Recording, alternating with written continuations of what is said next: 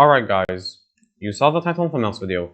In this video, I'm going to be reviewing a chess game that one of my viewers sent me. It is a 200 ELO game, specifically 1 200 ELO versus 1 700 ELO. And if you're wondering guys, we are following our protagonist, which is playing with the white pieces.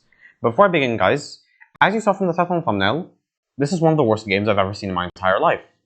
And I think this board next to me showing all the moves, with all the inaccuracies and mistakes, kind of just explains that. But anyways, guys, if you enjoyed this video, please drop a like and sub, because I would really help the channel a ton. If you really enjoyed this video, you can also drop super thanks, comment down below any game you may have that you may want me to review, and you can turn on captions if it's difficult to hear my voice. Without further ado, let's just begin. So basically, guys, we have two players. One playing from Romania, which is our protagonist, and one playing from Peru, which is their opponent.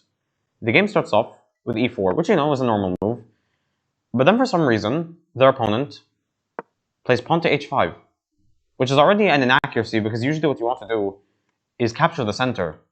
But okay, won't question their intentions. Next, we have knight to c3, which is a good move, because, you know, it develops the knight. Although, I would recommend just taking the center immediately, but, you know, it does provide defense for this pawn, so it's good. Now we have pawn to g5. Okay, at this point, I really don't know what black is trying to achieve, but, okay, we'll ignore it.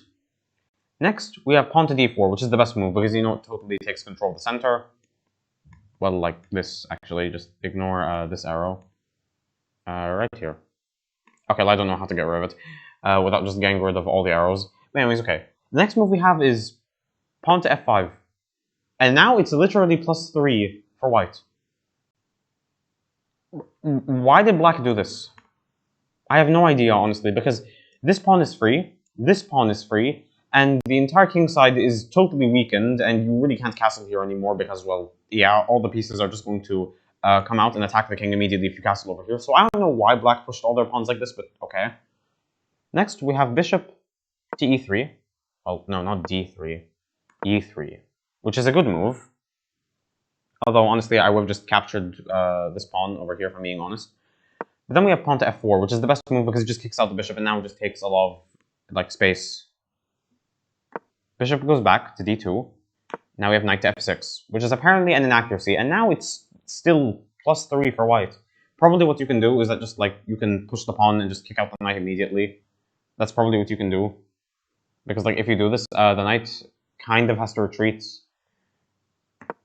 But then we have pawn to d5, which is an inaccuracy. Although, honestly, I'd say it's an okay move, especially at this level. Again, I don't know how a 200 got paired with a 700 by, like, the chess pairing system. Although maybe this player has, like, a higher rating range that they're willing to use, like, to get paired with other players. Me, usually, I pair with anyone below 100 ELO, like, or above 100 ELO past me. Because, like, my rating is 1,160. So anyone 1,260 to anyone 1,060, that's who I play a match against. Well, okay, maybe this person just has a different rating that they, like, play against. But then we have pawn to d6, which is an okay move. And we have pawn to h4. The idea probably just, like, if captures, then captures. Instead, we have bishop to g4. And the reason this is losing is because you can just push the pawn over here and instantly kick out the bishop and force it to go over here or here. And it becomes totally useless, and then you will have just taken, like, everywhere, pretty much. But instead, we have bishop to e2. Then we have bishop to d7. And now it's literally almost +4 for white. And then we have knight to f3, which is developing the knight. And, I mean, it's not a terrible move. Probably the idea is to attack this pawn. But then we have bishop to h6, which literally just loses the game in one move. Now it's literally +5. The reason is because if the pawn goes over here, it just attacks the knight and the bishop at the same time, and you have to sacrifice one of them. So yeah, the bishop will probably just capture, and then the knight captures, and then you're just winning by 3 points, and black's position, they've developed almost nothing. Their king side is totally destroyed. So yeah, white would be totally winning. But instead we have pawn to g4, and I don't know why our protagonist did this, but okay. Then we have pawn captures on g4, and then we have the great move of capturing on g5. The reason is because if the bishop captures, then the rook captures with check. They could bring the knight out. Probably, that's the idea. Instead, we have knight captures, and what you should do in this position is capture with the rook, probably. But instead, our protagonist captures with the pawn, and now the game is basically equal. Yeah, we see this trade between a pawn and a bishop and a queen, And although black is winning by 2 points, the reason it's slightly in white's favor is because of just how weak black's king is. Like, actually, the king side is totally destroyed, and this pawn is... Maybe it could be a threat due to promotion, and this pawn is also kind of just left with no defenders. Then we have bishop to g4, probably just trying to attack the queen. I would push a pawn if I'm being honest, but instead we have queen to d3. And now it's actually in favor for black of the game. Okay, we have pawn to c5. And white takes with en passant. And apparently this is a miss. Then the knight captures. Then the bishop captures. Then the knight tries to attack the queen. The queen moves, obviously trying to protect this square as well. The queen develops from black's side. The rook moves. The knight goes back.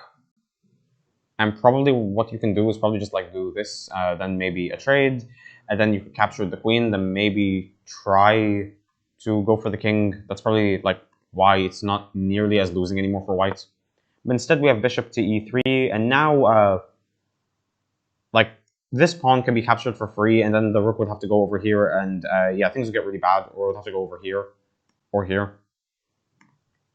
And yes, black actually does find the move. Queen takes on b2.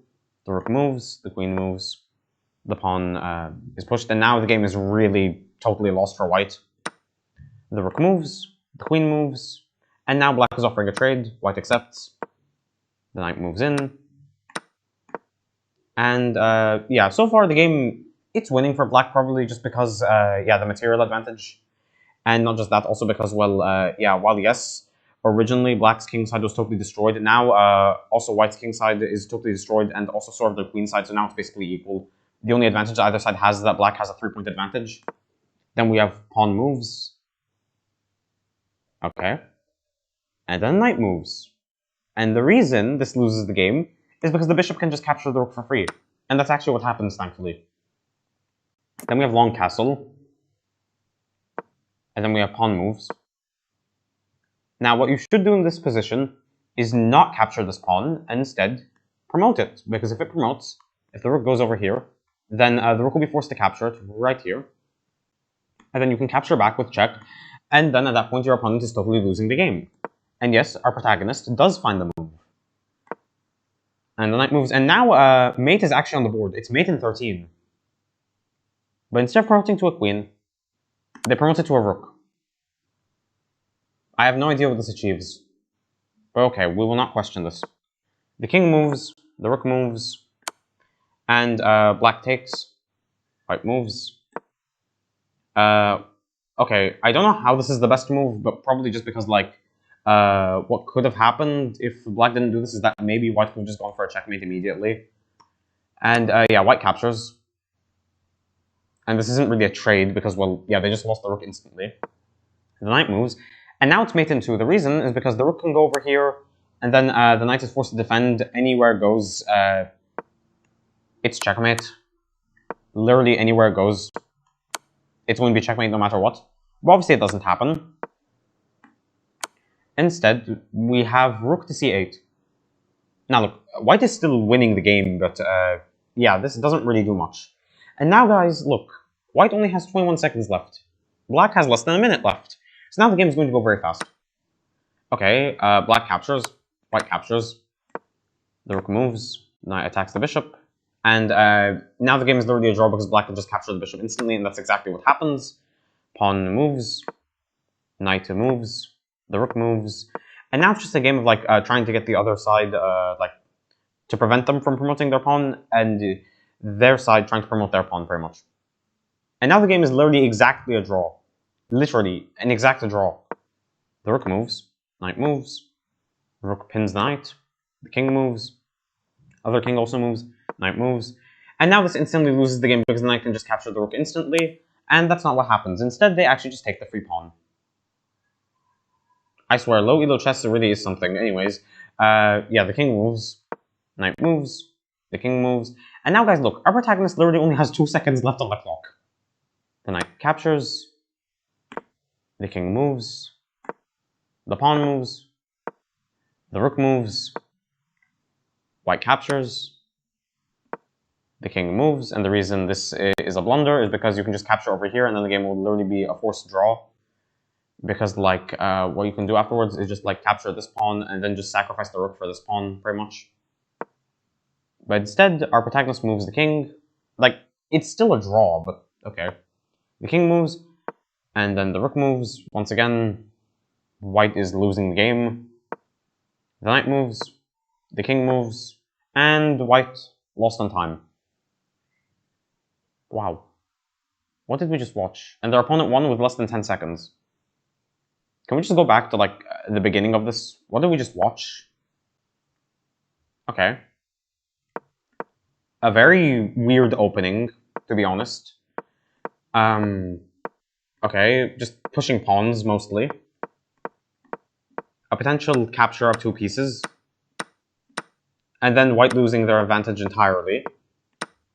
Then en passant being played. Yes, it's that important, I do have to mention it. And then the bishop captured. And then we literally just saw a bunch of mistakes. Black infiltrated white's queenside. And then they offered a trade, they accepted. The knight tried to make some counterplay, it got captured instantly. And yeah, the rook was just lost in one move. Then black castled. And then white promoted to a rook instead of a queen, I have no idea why.